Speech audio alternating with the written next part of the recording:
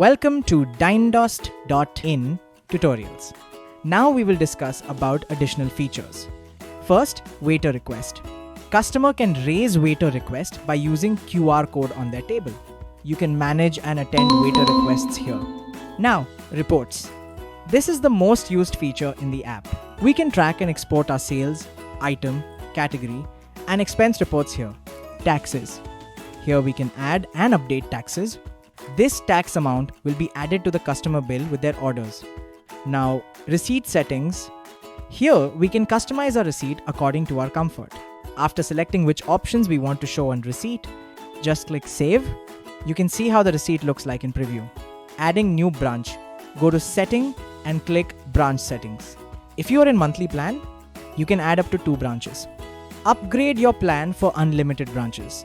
Okay, now click on Add Branch and enter branch details and save it and set up your new branch.